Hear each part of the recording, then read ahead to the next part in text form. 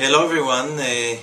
In the Hebrew calendar there's a special day, BiShvat, the 15th day of the Hebrew month of Shvat, Aquarius. This day, the full moon of the month of Aquarius, is considered to be the new year for the trees. It is being celebrated by eating dried fruits or fresh fruits, and especially in Israel, planting trees.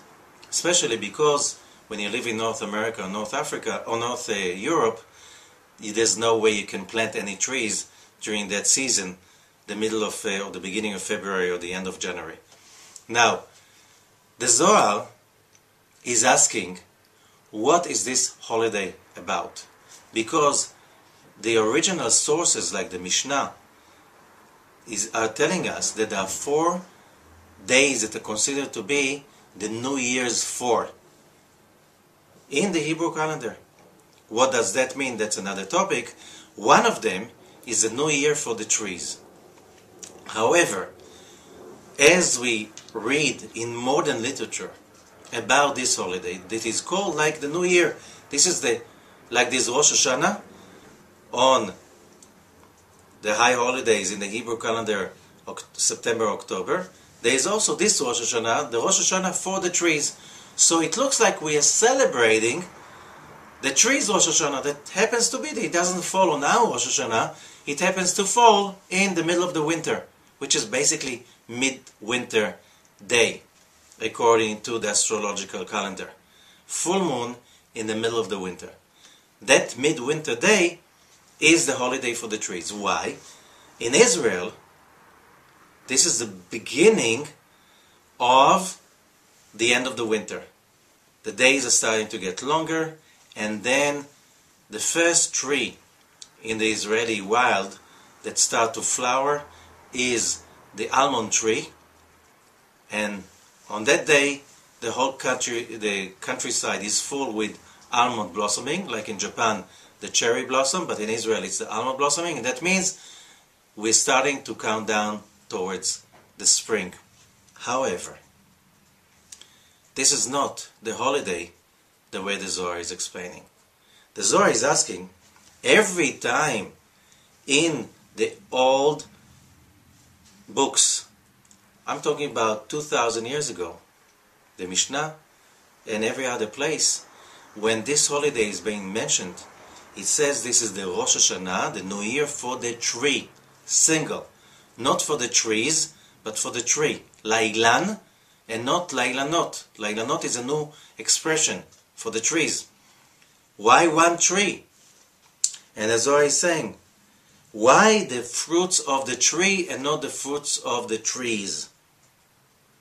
As it should suppose to say, grammatically. And the answer the Zohar says, in the commentary of the Zohar, Parashat Vayechi, verse 354, Ma'u shomer perot ha'ilán? Why the tree in single and not in plural? And he answers, Ela zeu ilan gadol v'chazak lamala. We are talking about a big, strong tree up above, which is the tree of life. So, on this day, we have an opportunity to connect to that tree of life. What does it mean connecting to the tree of life? Why using the word tree? Why the word tree of life is such an important word or in the terminology of Kabbalah? And the answer is like this. When you look at the tree, you think you see the tree. That's in first sight. But if you think a little bit longer about the topic, you don't see the tree. You see only what's above the ground. If the tree is big, beautiful and strong, it means that it has a big, beautiful and strong root system. If you disconnect the tree from the root system, it will wilt and die. Why is that important for us?